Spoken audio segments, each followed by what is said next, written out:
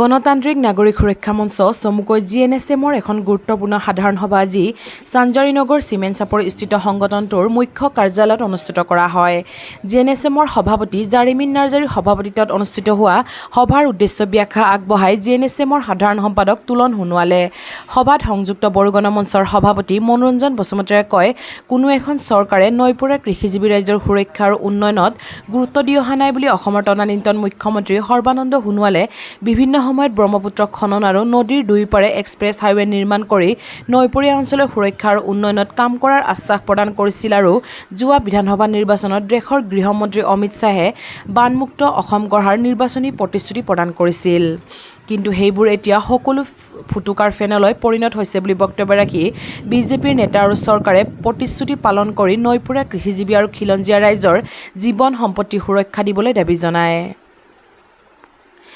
এনএছএমৰ জোনাই জিলা সমিতিৰ সভাপতি হেমকান্ত দৈমাৰী, চিলাপথাৰ জিলা সমিতিৰ সাধাৰণ সম্পাদক অমৃত ৰাজবংশীয়ে এনএছএমৰ সাংগঠনিক ভেটি শক্তিশালী কৰাৰ ওপৰত বক্তব্য ৰাখি জিলা সমিতিৰ অন্তৰ্ভুক্ত আঞ্চলিক সমিতিসমূহৰ পুনৰ গঠনৰ সপক্ষে দাঙি ধৰে। সাধাৰণ সভাত এনএছএমৰ সভাপতি জাৰিমিন নাৰ্জাৰীয়ে কয়, প্ৰতিটো জনগোষ্ঠীৰ নিজা নিজা সমস্যাসমূহৰ সমাধানৰ বাবে জনগোষ্ঠীয় সংগঠন আছে যদিও এটা অঞ্চলৰ সকলো জাতি জনগোষ্ঠীৰ মাজত অব্যাহত থকা জ্বলন্ত সমস্যাবোৰ আহু সমাধানৰ বাবে উমৈহতীয়া অৰাজনৈতিক আৰু গণতান্ত্ৰিক সংগঠনৰ প্ৰয়োজনীয়তা আৰু প্ৰাসংগিকতা সদায় থাকিবই বুলি উল্লেখ কৰি পিছপৰা আৰু অনুন্নত অঞ্চলৰ দীৰ্ঘদিনীয়া সমস্যাৰ সমাধানৰ ক্ষেত্ৰত ঐক্যবদ্ধ শক্তিশালী সংগ্ৰামৰ বিকল্প নাই বুলি গুৰুত্বপূৰ্ণ ভাষণ আগবঢ়ায়। সভাই এনএছএমৰ কেন্দ্ৰীয় সমিতি, জোনাই জিলা সমিতি আৰু চিলাপথাৰ জিলা সমিতিৰ অধিৱেশন অহা অক্টোবৰ মাহৰ শেষৰ সপ্তাহ অথবা নৱেম্বৰ মাহৰ প্ৰথম সপ্তাহত অনুষ্ঠিত কৰাৰ সিদ্ধান্ত লয়।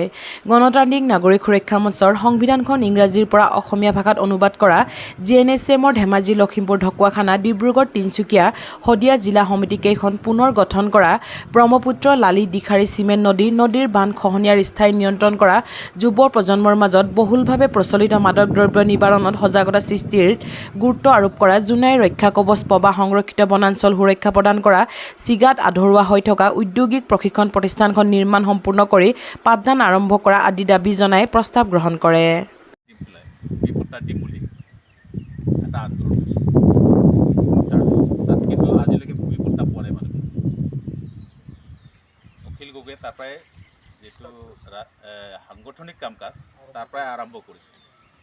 তাৰ পৰা আৰম্ভ কৰি পেলাই এই আন্দোলনটো গোটেই অসমতে সিঁচৰিত হোৱাৰ পিছত এইটো আজি প্ৰতিষ্ঠিত এটা ৰাজনৈতিক দল হিচাপে অসমত প্ৰতিষ্ঠা লাভ কৰিছে।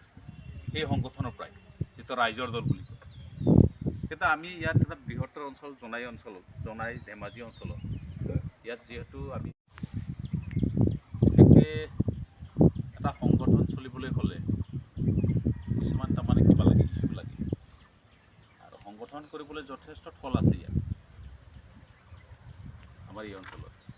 আপোনালোকে জানে যে আজি কেইবাবছৰমান আগত